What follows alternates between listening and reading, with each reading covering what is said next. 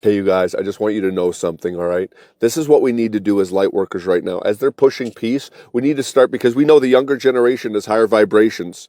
Young ones, if you're watching this, remember this, okay? They're trying to put fear into your parents, fear into situations around you, fear into school, fear into all of these things. And you guys watch this, you need to know that you can hold the light, okay? You're not slaves yet. You don't have to do 9 to 5s yet if you're young enough. And you see these videos, and let this be known that it's what's on the inside that actually drives the reality of the outside, that you can change it either way. They tried to change it externally and let us react, but you guys, if you guys all sync up, right? You get a light team, you get a couple people together, even at school, where you go out and you're like, you know what? We're going to pray over our school that more peace comes, that the bullies just chill out. We're going to pray over these bullies in their homes because obviously their environments aren't good. That's why they're negative. We're going to just start bringing light and love to these areas, and we're not going to stop, and we're going to stay in peace, and we're going to be the light. We're going to be the white T blood cells that heal all of these things. Look at your areas around you. Even myself, I say this, and I very often stand at the macro, the big kind of picture, but in my own world, I'm like, how can I make peace in my own home, in my workplaces, in the relationships that I have with others? How can I make it better? How can I bring peace to the people around me? How can I bring love and even joy, the excitement, despite all the circumstances around you? And as, let's say, the older people in the generation before us, if they can't adapt and like think in that higher dimensional frame and they're just reacting to what's happening, it's your job to hold the peace. You can be the energy peace foundation for your family. You can do it. I don't care if you're 5, I don't care if you're 10, I don't care if you're 68. If you're watching this, you have purpose. It's what's inside and how you vibrate that counts. It's your declaration and what you decide to look at and what you decide to listen to. And if you're watching peace, listening to peace, and if you're watching fear and listening to panic and chaos, think about how that makes you feel. Watch a horror movie. How does that make you feel?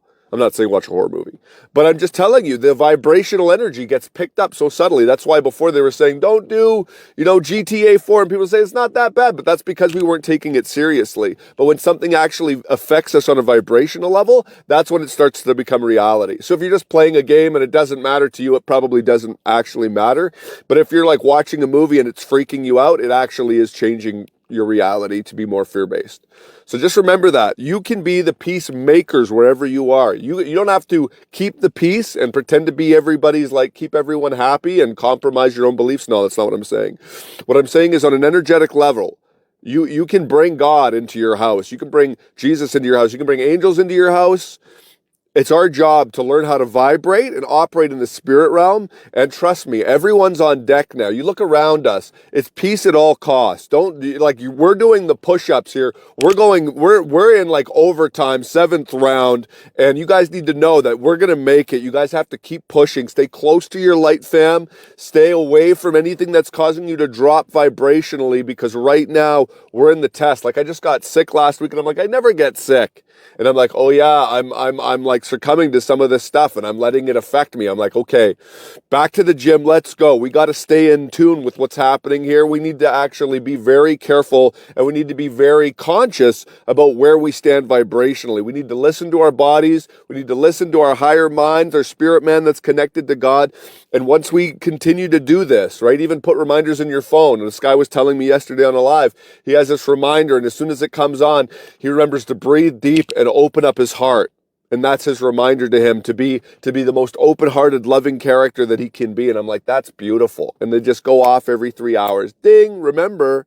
And then you bring yourself back consciously, recharge your body, ground, whatever it is that you need. And then you move into that space. And it's like, whew, all that stuff that you were like, before, or gossip, or whatever the negative parts that you're trying to shell out.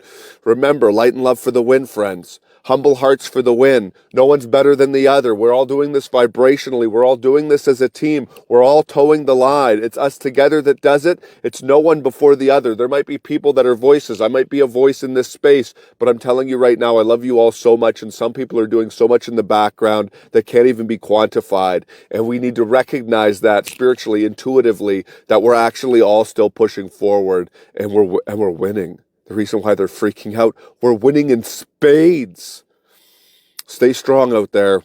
Light and love, light and love, light and love for the win.